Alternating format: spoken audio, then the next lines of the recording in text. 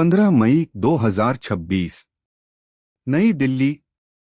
Supreme court की एक अदालत में एक याचिका पर सुनवाई चल रही थी। फर्जी डिग्रियों और पेशेवर प्रमाणपत्रों से जुड़ा एक मामला। भारत के मुख्य न्यायाधीश सूर्यकांत ने सुनवाई के दौरान एक टिप्पणी की। उन्होंने कहा कि समाज में कुछ ऐसे परजीवी हैं जो व्यवस्था पर हमला करते हैं और बेरोजगार युवाओं की तुलना तिलचट्टों से करते हुए कहा कि जिन्हें रोजगार नहीं मिलता वे मीडिया, सोशल मीडिया या कार्यकर्ता बनकर सबको निशाना बनाने लगते हैं। अदालत की कार्यवाही का यह अंश बाहर आया और घंटों के भीतर पूरे देश में फैल गया। अगले ही दिन 16 मई को बोस्टन यूनिवर्सिटी से जनसंपर्क में स्नातक 30 वर्षीय अभिजीत डिपके ने सोशल मीडिया पर एक नया मंच घोषित किया, कॉकरोच जनता पार्टी। यह किसी निर्वाचन आयोग में पंजीकृत राजनीतिक दल नहीं था। यह एक व्यंग्यात्मक पहचान थी जिसे लाखों युवाओं ने अपनाना शुरू कर दिया। मुख्य न्यायाधीश ने बाद में स्पष्ट किया कि उनकी टिप्पणी फर्जी डिग्रियों वाले कुछ विशिष्ट व्यक्तियों के संदर्भ में थी, न कि देश के युवाओं के लिए। लेकिन तब तक यह वाक्य अपना अलग जीवन जी चुका था। यह चिंगारी अकेली नहीं थी। इसके पीछे महीनों की जमा हुई निराशा थी और उस निराशा का केंद्र था एक परीक्षा, national eligibility cum entrance test यानी नीट यूजी। हर साल लाखों छात्र इस एक परीक्षा के सहारे डॉक्टर बनने का सपना देखते हैं। 2026 में यह परीक्षा हुई और उसके कुछ ही समय बाद खबरें आने लगी। प्रश्नपत्र परीक्षा से पहले ही लीक हो चुका था। कुछ केंद्रों पर अनियमितताओं की शिकायतें सामने आईं। जांच शुरू हुई और परीक्षा को रद्द करने की नौबत आ गई। इसी दौरान एक और मोर्चे पर संकट गहरा रहा था।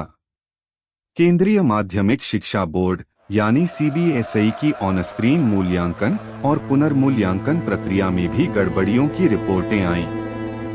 हजारों छात्र अपने अंतिम परिणामों की प्रतीक्षा में अटके रह गए, न पास न फेल, बस अनिश्चितता में लटके हुए। जो छात्र वर्षों से इस एक परीक्षा की तैयारी में लगे थे, उनके लिए यह झटका असहनीय था।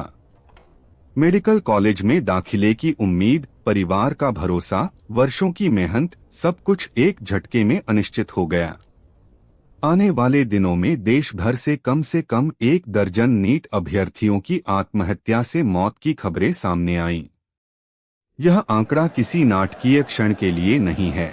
यह उस दबाव की एक वास्तविक और गंभीर परिणति है जिसने इस पूरे आंदोलन को एक भावनात्मक केंद्र दिया। इन परिवारों के दुख को इस दस्तावेजी विवरण में केवल तथ्य के रूप में दर्ज किया जा रहा है, सनसनी के लिए नहीं। गुस्सा और शोक दोनों एक साथ जंतर मंतर की ओर बढ़ने लगे। 6 जून को कॉकरोच जनता पार्टी ने दिल्ली के जंतर मंतर पर अपना पहला प्रदर्शन आयोजित किया। यह स्थान दशकों से भारत में विरोध प्रदर्शनों का पारंपरिक केंद्र रहा है। शुरुआत में यह सोशल मीडिया पर उभरा एक मजाकिया आंदोलन था, लेकिन जल्द ही इसमें all India students federation, all India students association और स्टूडेंट्स फेडरेशन ऑफ इंडिया जैसे वामपंथी छात्र संगठन भी शामिल हो गए। मांग स्पष्ट थी, केंद्रीय शिक्षा मंत्री धर्मेंद्र प्रधान का इस्तीफा, नीट और सीबीएसई की गड़बड़ियों की जवाबदेही। 28 जून को आंदोलन को एक नया मोड़ मिला। शिक्षा और पर्यावरण कार्यकर्ता सोनम वांगचुक, जो लद्दाख में अपने संवैधानिक दर्जे से जुड़े आंदोलनों के लिए पहले से जाने जाते थे, जंतर मंतर पहुंचे और भूख हड़ताल शुरू कर दी। उन्होंने खुद को सम्मानित कॉकरोच कहकर आंदोलन के प्रति समर्थन जताया। उनकी भूख हड़ताल ने राष्ट्रीय मीडिया का ध्यान खींचा और प्रदर्शन स्थल पर भीड़ लगातार बढ़ने लगी। छात्रों के साथ अब पेशेवर लोग और बच्चों समेत परिवार भी वहां जुटने लगे। जुलाई के तीसरे सप्ताह तक यह धरना 1 महीने से अधिक समय तक लगातार चल चुका था।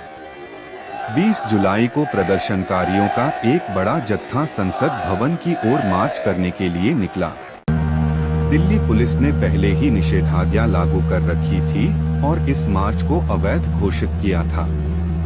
जब प्रदर्शनकारी बैरिकेड की ओर बढ़े, पुलिस ने भीड़ को तितर-बितर करने के लिए आंसू गैस के गोले छोड़े और लाठीचार्ज किया। दिल्ली पुलिस के अनुसार इस टकराव में लगभग 180 लोग घायल हुए, जिनमें 118 सुरक्षाकर्मी और लगभग 60 प्रदर्शनकारी शामिल थे। स्वतंत्र रिपोर्टों में यह भी सामने आया कि दिल्ली के एक अस्पताल की आपातकालीन इकाई में 100 से अधिक प्रदर्शनकारियों को भर्ती कराया गया, जिनमें से कुछ की स्थिति गंभीर बताई गई। इंटरनेट सेवाओं में कटौती की खबरों के बावजूद पुलिस कार्रवाई के वीडियो कुछ ही घंटों में व्यापक रूप से साझा हो गए, जिससे सार्वजनिक आक्रोश और तेज हो गया। अगले दिन 21 जुलाई को प्रदर्शनकारियों ने जंतर मंतर खाली करने से इनकार कर दिया। भारी पुलिस मौजूदगी के बावजूद सैकड़ों लोग धरना स्थल पर डटे रहे। कॉकरोच जनता पार्टी के संस्थापक अभिजीत दिपके ने सार्वजनिक रूप से कहा कि आंदोलन जारी रहेगा।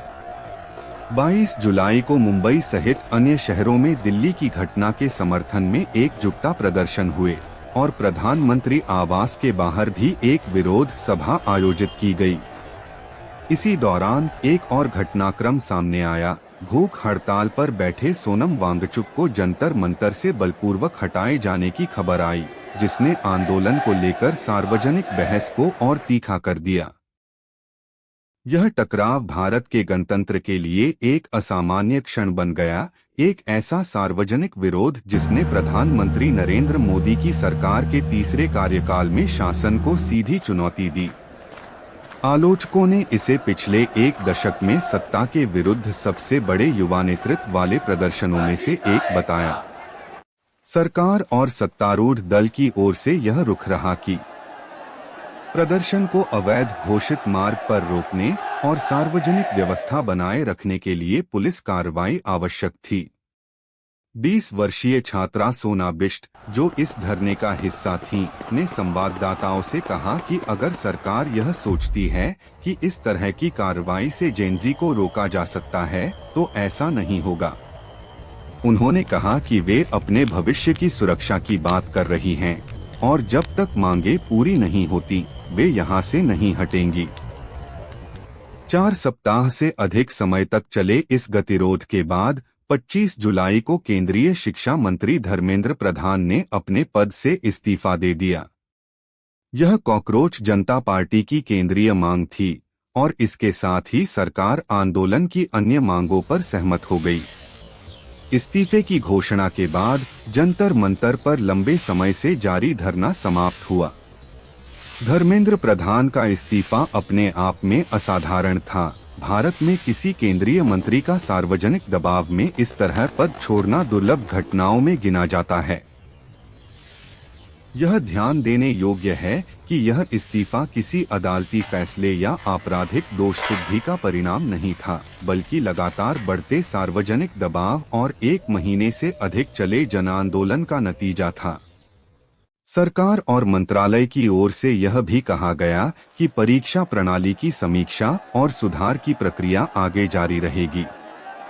इस पूरे घटनाक्रम को समझने के लिए इसके पीछे की बड़ी तस्वीर देखना जरूरी है। भारत में हर साल करोड़ों युवा सीमित सरकारी नौकरियों और सीमित मेडिकल इंजीनियरिंग सीटों के लिए प्रतिस्पर्धा करते हैं। परीक्षा प्रणाली में बार बार सामने आई गड़बड़ियां, चाहे वह प्रश्न पत्र लीक हो या मूल्यांकन में अनियमितताएं, इस पीढ़ी के भरोसे को गहरी चोट पहुंचाती हैं। एक अदालती टिप्पणी, जिसका उद्देश्य कुछ और था, इस पहले से मौजूद असंतोष से टकराई और एक राष्ट्रव्यापी आंदोलन में बदल गई।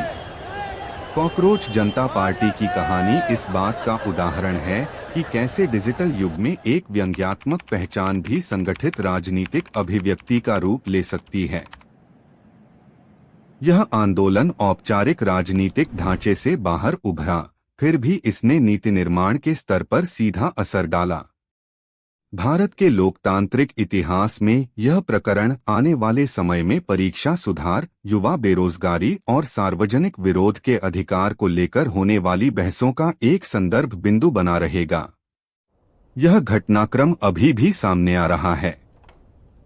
परीक्षा प्रणाली में सुधार, जांच की प्रगति और आंदोलन का भविष्य, इन सब पर स्पष्टता आना बाकी है।